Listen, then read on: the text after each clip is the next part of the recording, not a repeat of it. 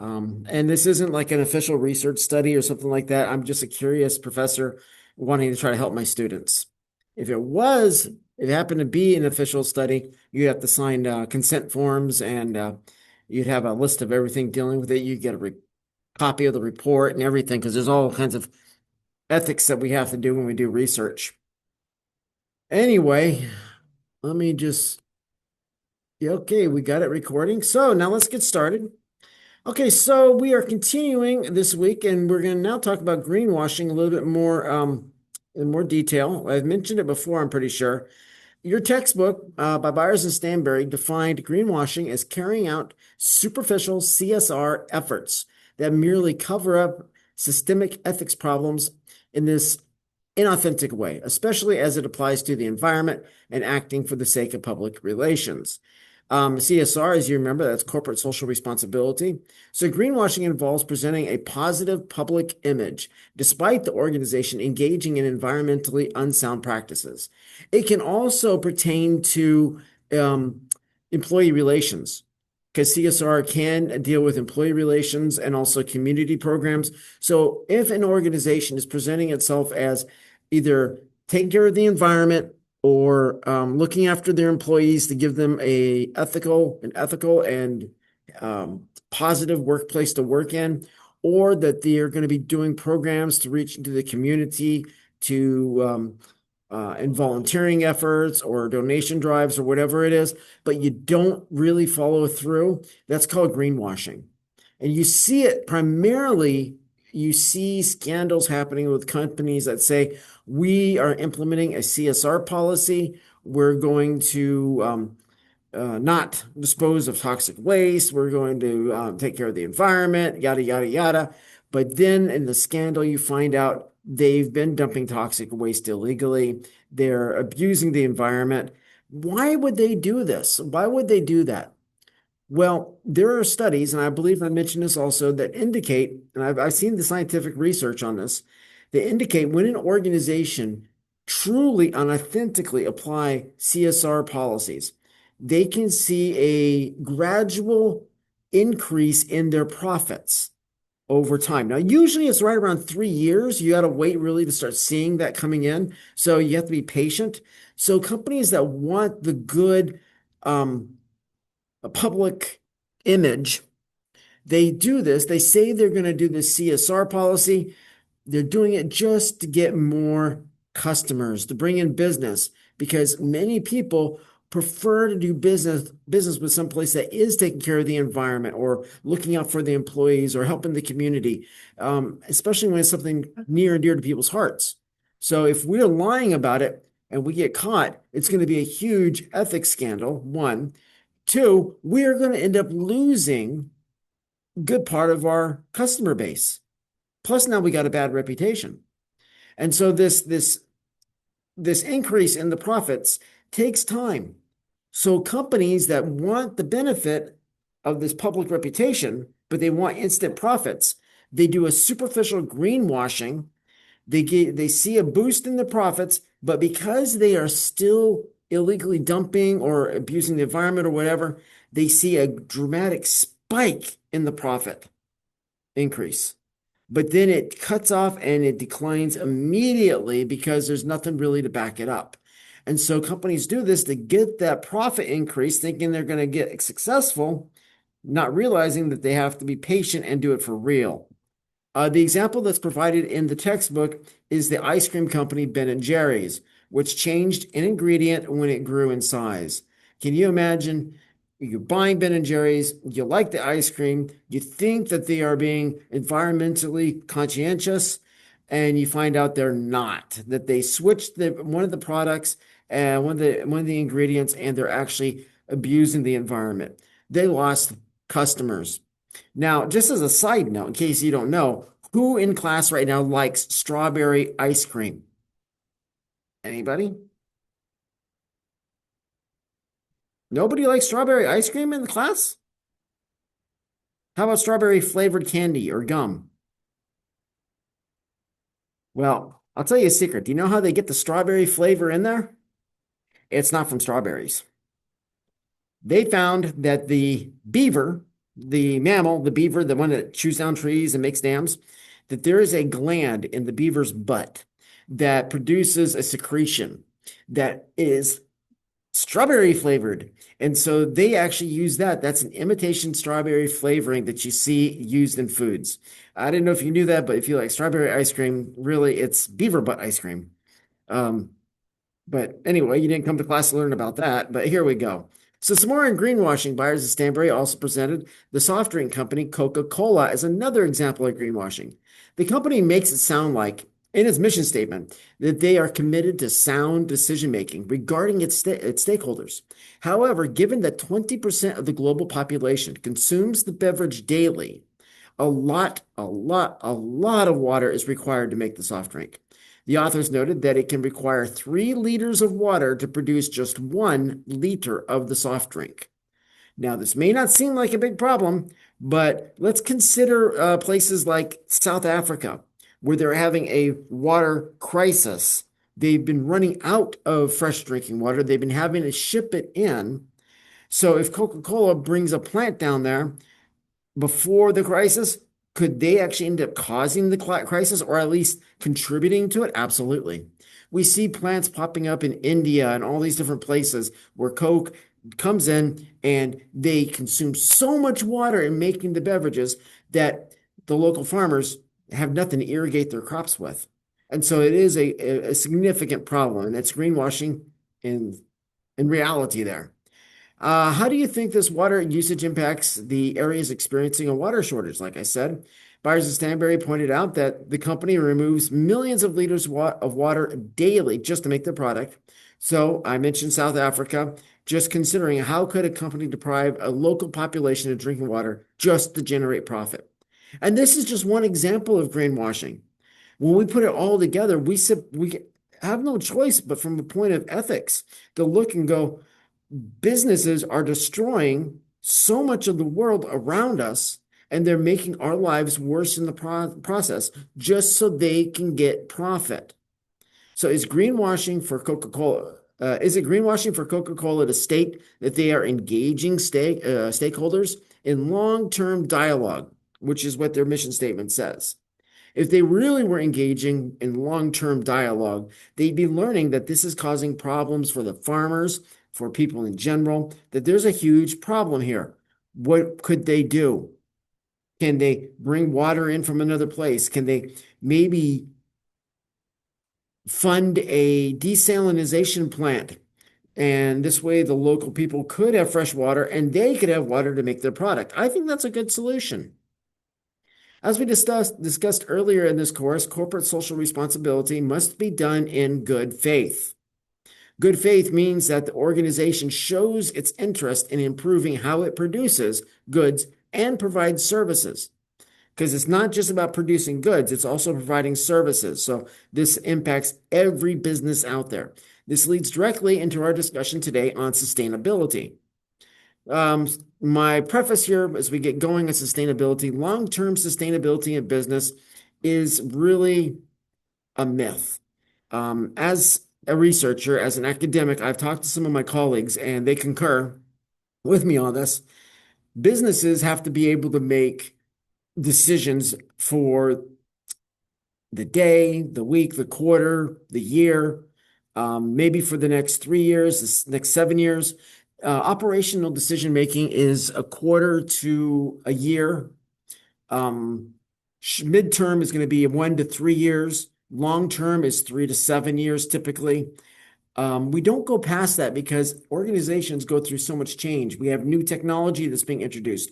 We have product demand that fluctuates. So businesses really can't plan a program 20 years into the future when it comes to business action, except when it comes to the environment and ethically treating stakeholders. Those are the 2 areas a company can make a long-term decision for 20 or 30 years.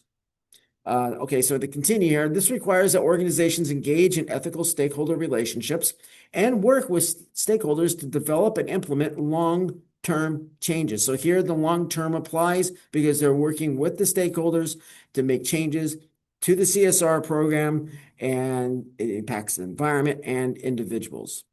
Some areas of some areas organizations need to consider: the global economy, and these are pointed out in your textbook. Next is the environment and the future.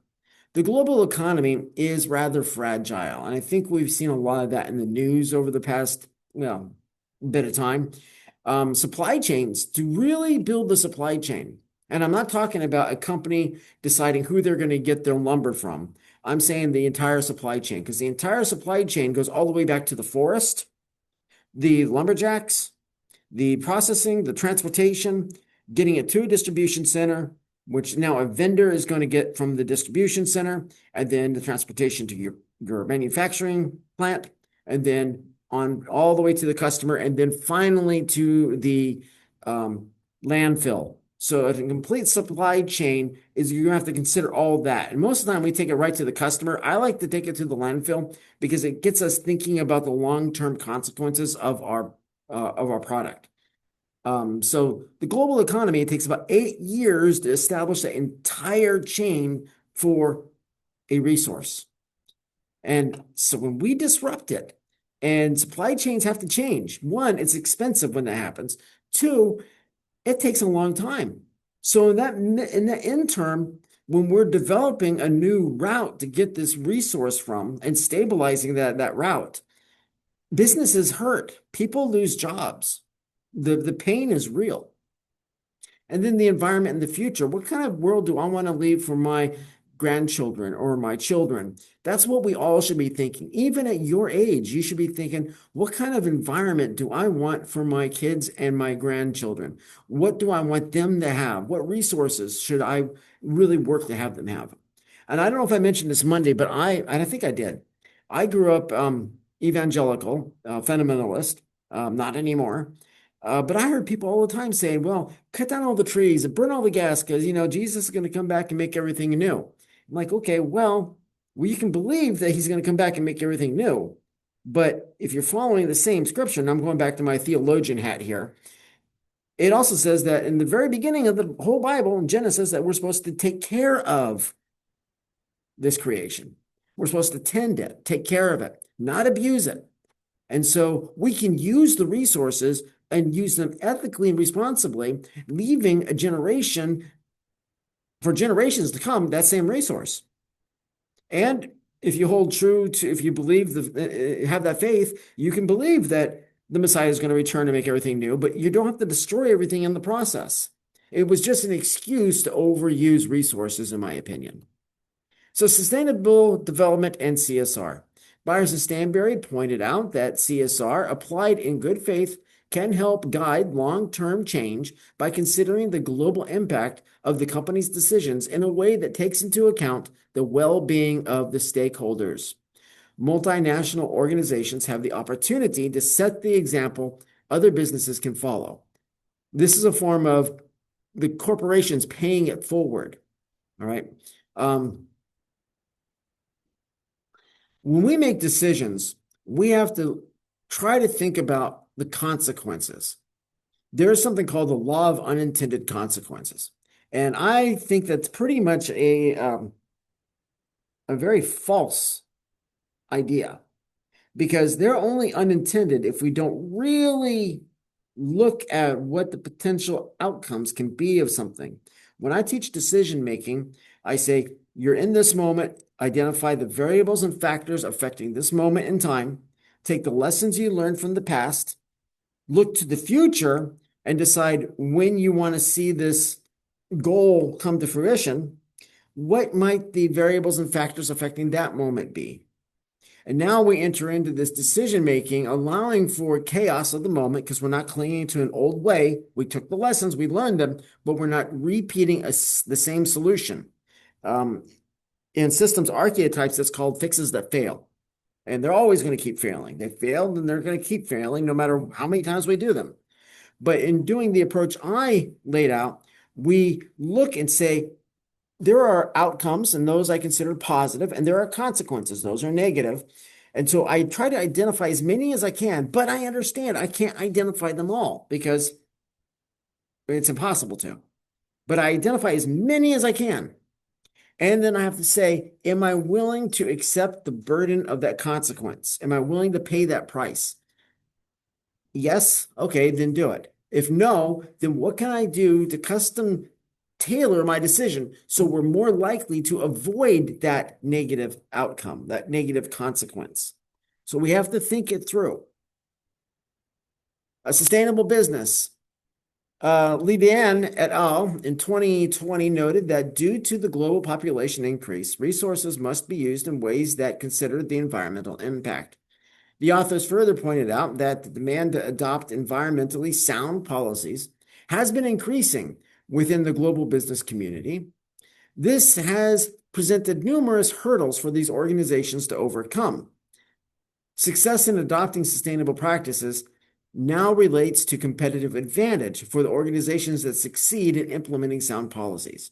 When we bring our CSR policies in light of, and we look at them in light of our competitive advantage, we can actually strengthen our competitive advantage while being environmentally resourceful and strategic in how we're not abusing our resources. We can refine our competitive advantage, and it can be like Patagonia or other companies that are very, very environmentally conscientious, yet they've got a massive amount of very loyal customers, and they're gaining more and more customers because of their environmental soundness. Lydiane et al. Continued. They discussed several sustainable business models in their particular article. As management theories developed over the years, it was discovered that there was a link between management theory and business models relating to competitive advantage. And I'm going to take that a step further. I would even put leadership styles in there as well, because when you're looking at management theory, leadership is a big part of it, even though not all managers are leaders and not all leaders are managers, but management is in a place that should carry leadership with it, and they need to use the right leadership style because some styles of leadership are more prone to abuse than others, such as an authoritarian or dictatorial or narcissistic, toxic style of leadership. These are all leadership styles. They always have very negative outcomes when they go to their maximum full potential. Whereas servant leadership or humble leadership and transformational leadership tend to lean more towards treating people more ethically, and you're in a place to consider the environment better. But the problems between the traditional business models and competitive advantage were found to be linked to societal and environmental issues. So what were these organizations to do? First of all, societal norms shift. I brought up the Overton window. It's a set of brackets you can put over anything that you have on a spectrum, a timeline. You can put this Overton window on there and you can see where society now, where was society, and usually, like with laws and legislation, they always trail behind the Overton window of ethics. Well, in this case, we're going to see that when we use an Overton window to understand competitive advantage and business models, there's a disparity between them oftentimes as well. Lydiane et al. Found that success was directly linked to the organization's ability to embody and join together the three primary dimensions of sustainability, which include the environment, the economic, and the social, if I could speak. Can you see effective stakeholder engagement in these? Yes. Effective stakeholder engagement, we're working with the stakeholders. We listen to their concerns. We evaluate our stakeholders' claims, what they want of this company, and we're going to pay attention. They may want us to use resources, environmental resources, in a mindful, ethical way. They may want us to reach into the community and do things that are beneficial. They may want us to treat their people in a very positive light. I can't think of many people sitting in a community saying, gee, I wish this big corporation here would treat us poorly. I really wish that they would pay our citizens in our community who work there less than they're worth. No one's going to think that. When you boil it down, people really are pro CSR, even if they don't realize it. The authors mentioned that the need for organizations to collaborate in sustainable practices, which this entails that they share information, technology, knowledge, and cost, promoting improved competitiveness and economic performance. So we want competitive advantage, but that doesn't mean we lose or shut out of any communication our peers in the industry. We don't want to shut them out. Now, we're not going to give them our secret sauce, our secret recipe, our proprietary information, our intellectual property. We're not going to divulge that. But we can talk about the best processes. We can talk about good policies. We can talk about things that we can do. And this will require organizations to work together. But many companies are designed to seek their financial gain through holding their technology very close. Okay, now there's a difference between holding it close and not letting anybody have it and guarding your intellectual property, but still communicating. You can be in that happy comfort zone in between protecting your intellectual property as a company and engaging in collaboration with others. You just have to delineate how much you're going to share in advance and make it clear we're not going to divulge our proprietary secrets. And we don't expect you to do it also, but we do want to talk about the best ways that can engage in manufacturing or we can engage in this business. The ability to collaborate and engage with the stakeholders is the hallmark of sustainable business models. The authors correctly pointed out that a sustainable business model is directly tied to sound values. These values then comprise the public image of the organization. Values work as like guardrails that keep us from going too far in becoming unethical. They help us stay in an area that also helps us be legal as well as a company. So these values are part of our corporate culture and they're essential. They're developed at the very beginning. You see the seeds of these values being planted by the founders. And over time, as this company grows into its own identity, really, these values can mature. But oftentimes, if we bring in a leader that is not one that focuses on values or their values don't align with our company, we can create massive problems. And that does, of course, lead to issues and scandals. Another key feature of a sustainable business model is that it encourages sufficiency, reuse, and environmental performance, and focus on eco-friendly solutions.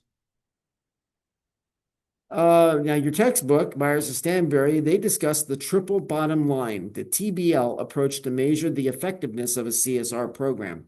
Now, the TBL is not just an approach that is solely focused on financial profit as being the marker of success. So businesses that use the TBL to gauge their success, that's not solely for profit. The traditional approach has been we look at our profit margin, and if it's good and we're increasing, then we're successful and efficient and effective as a business.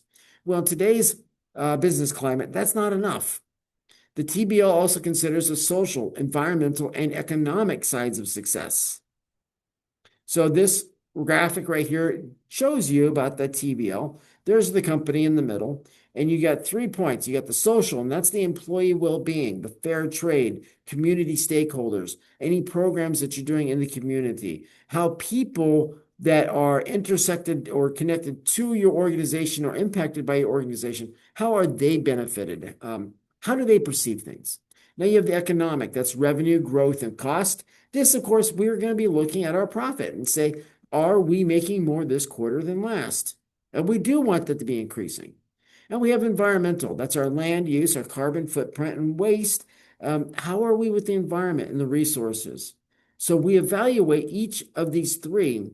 And in the end, it gives us an understanding of how successful we are from a more balanced perspective. As you can see on the previous slide, as Byers and Stanbury pointed out, the TBL considers the stakeholders, and this includes employees, customers, local or global community, the environment, and the shareholders or investors. So anybody that's connected to the organization. But stakeholders we got to go even further with this list because it includes the government.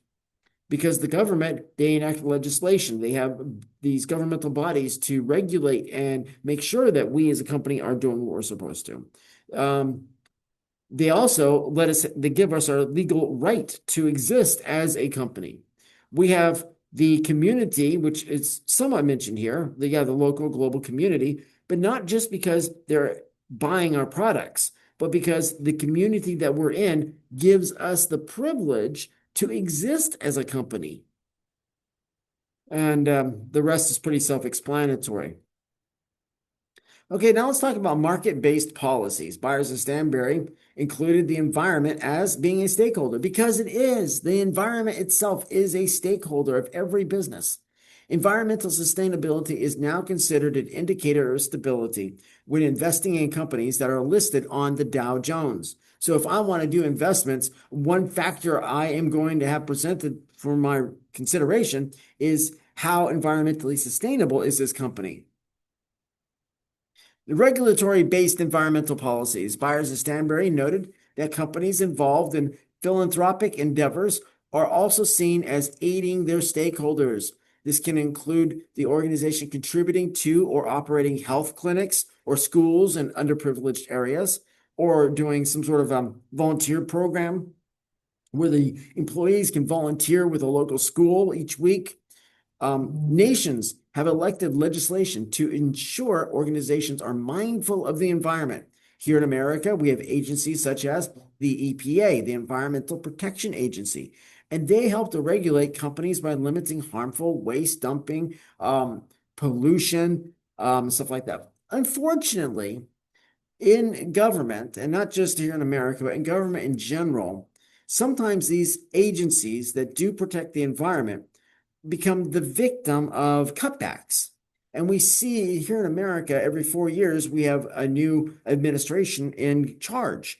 And if that administration is more pro-business and less pro-environment, they may slash programs with the EPA. Now we create more waste, more pollution.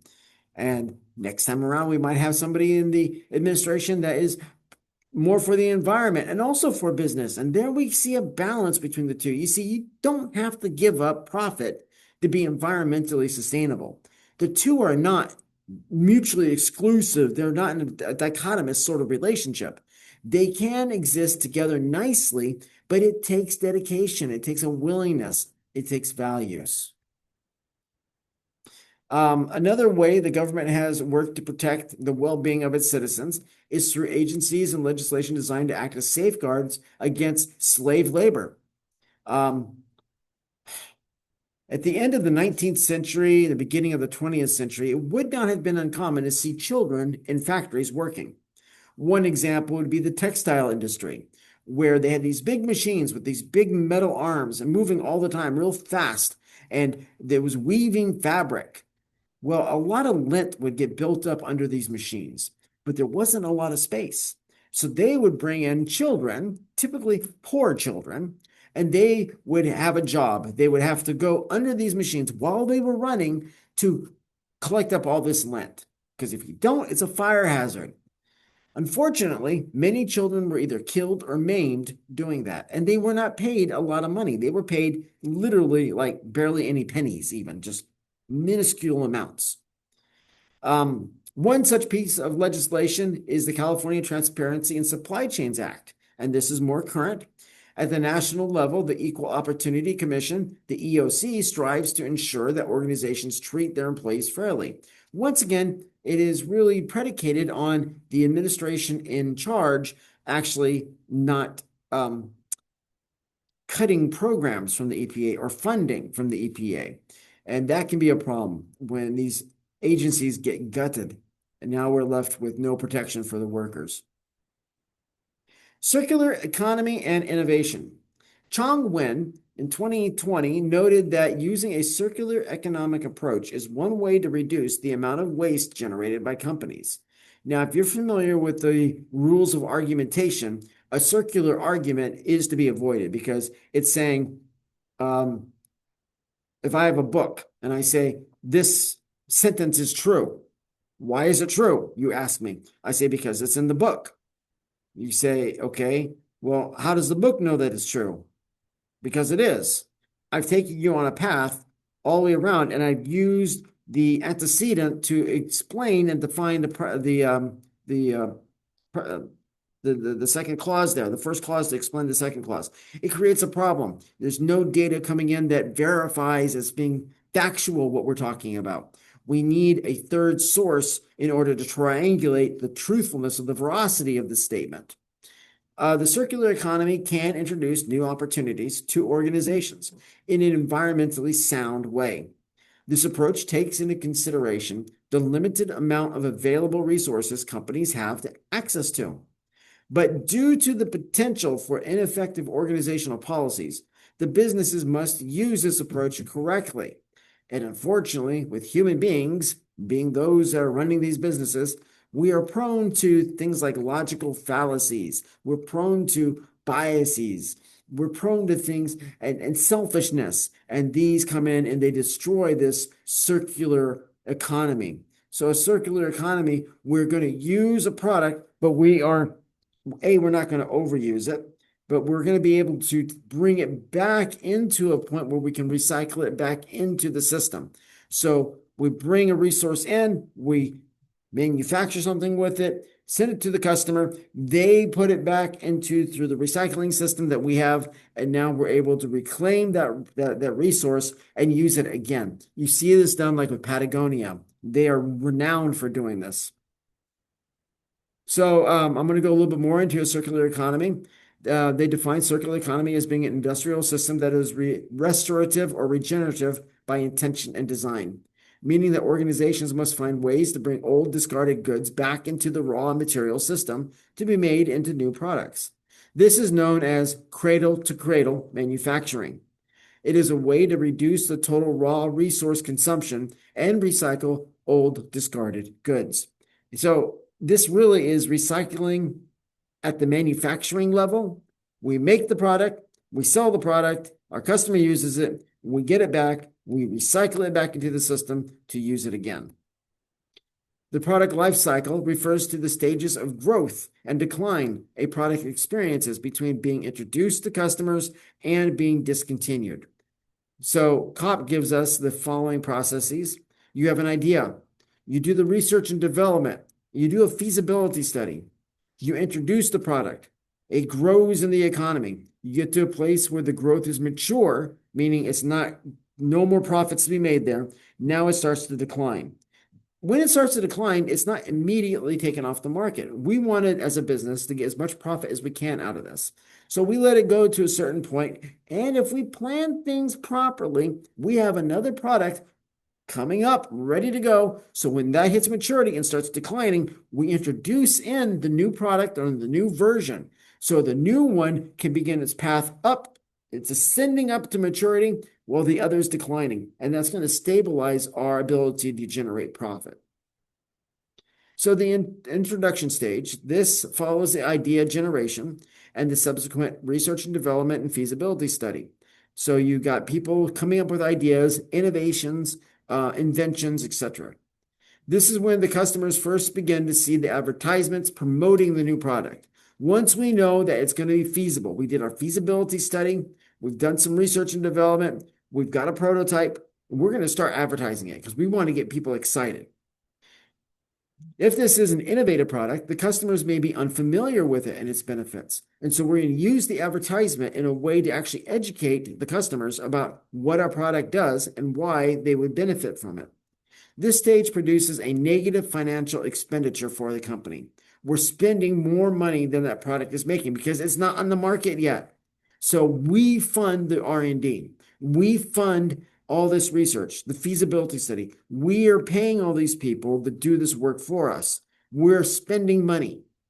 We need to recoup it at some point.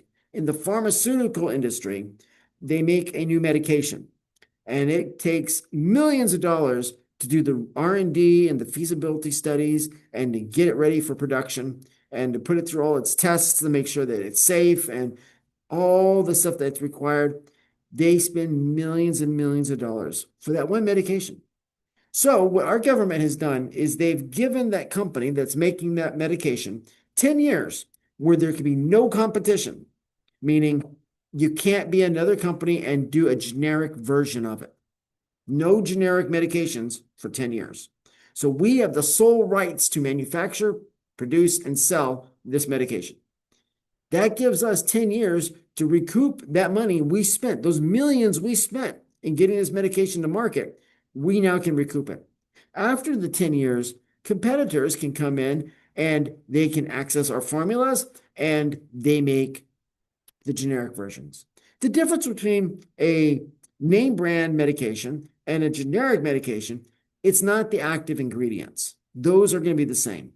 So if you've got Motrin, which is a name brand, and you have ibuprofen, which is what you just go to the store, you buy a Walmart bottle of of ibuprofen, the active ingredients are the same. What changes are the fillers. Okay, so the pill is not 100% ibuprofen. It literally is ibuprofen with fillers to go with it. So you can compact it, shape it, etc. Okay, so the fillers are what change. So generic medication is usually pretty safe unless you're allergic to or have a reaction to the fillers. Now, the growth stage.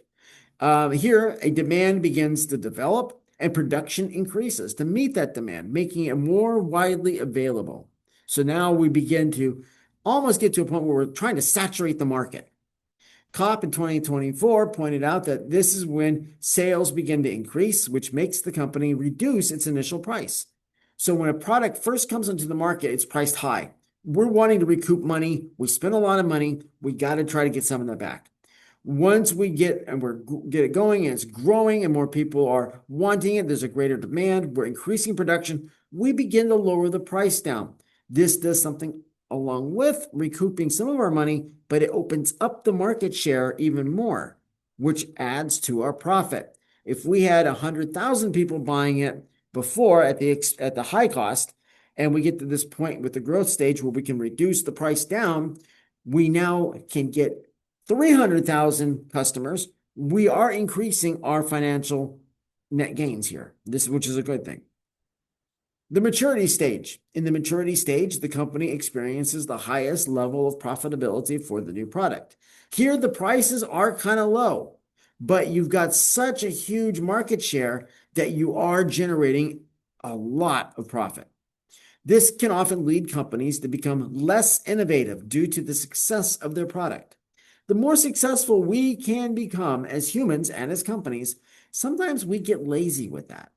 We think we got success and we don't have to really innovate. We don't got to be creative anymore. We just ride the wave.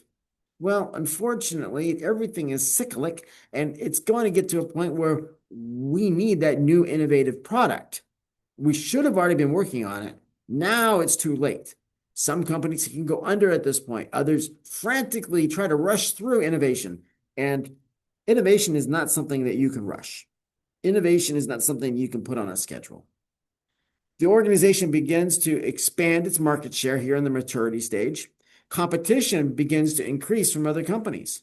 Other companies are making versions of the same item.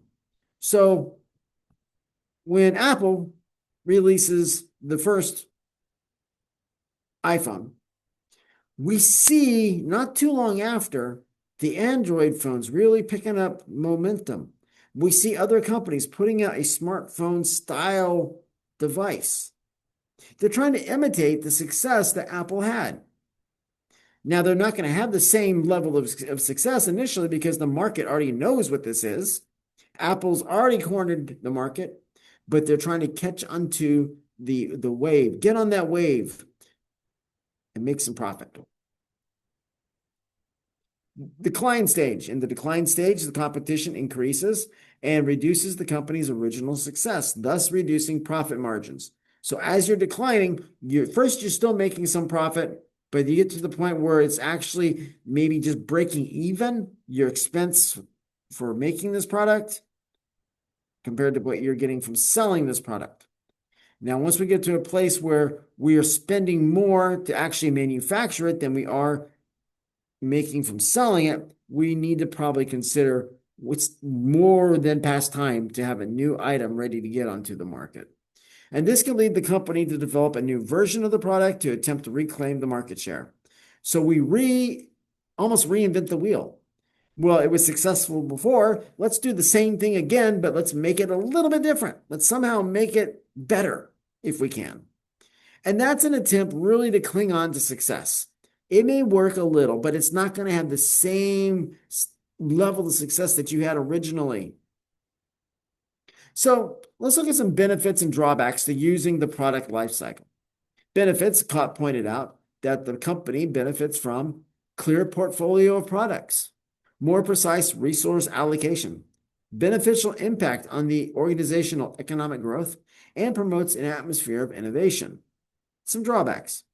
The author noted it's not the best path for every industry or product. May present legal or intellectual property rights issues, may include planned obsolescence, which we talked about before. It's where we design our phone with a battery that will be great at first, but after a year of using it, it starts declining in its ability to function. After 2 years, it's much worse. After three, it pretty much has to be plugged in all the time. The engineers build that into it. It's an obsolescence they build in. So when they release a new version, you're going to go buy it. And it also may promote product or resource waste. And I have the word muda here because if you take an OPM 2000, you know there's a lot of Japanese words in operations management, especially when you're dealing with Six Sigma. Muda is a Japanese word that means waste. And so the drawbacks to the product life cycle that taking that approach is you might have waste, a lot of waste. And waste can be in the form of actual resources like the materials. It could be in a waste of time. Time is a resource. Money, another resource that can be wasted. Employee creativity can be wasted as a muda. So we got to be careful because that can be a drawback. And that is today's lecture. Are there any questions or any comments? Okay, well, if you do run into any questions, you have my email. I want to make sure everybody takes a minute to look through your grades on the grade book and the attendance log. Some of you are involved in athletics, and if you don't tell me you have an athletic event and you're not in class, I mark you as absent.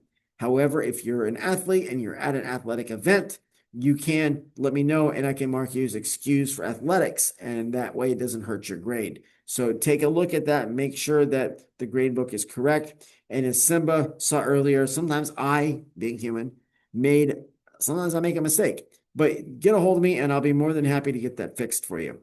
Take a look at your grades. See if you're missing anything. If it's past the window, the 4-week window when things are allowed for assignments to be, submitted with a point reduction. If it's past that, contact me. I might, on a case-by-case basis, be inclined to let you submit it for a reasonable deduction. But definitely get a hold of me and see what you can get caught up on. Discussions, unfortunately, I do hold to the 3 days, and after that, I don't accept them because discussions should be happening in almost like real time during the week that we're going through the material to help us to learn it better. And the policy is only 3 days late. After that, then it's not acceptable anymore. So take a look at that and let me know. And I will see you on Monday in class. And you have a great rest of your day and enjoy your weekend. Thank you, sir. Have a good week. You're welcome. See you Monday.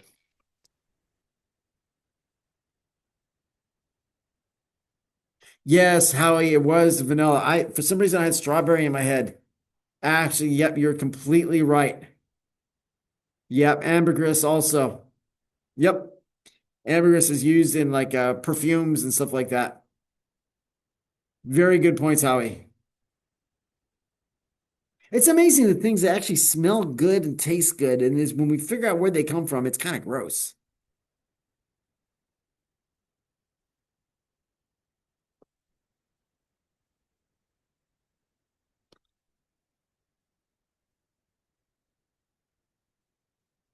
All right, well, I'll catch you later, Howie, okay? Thank you again for chiming in. You take care.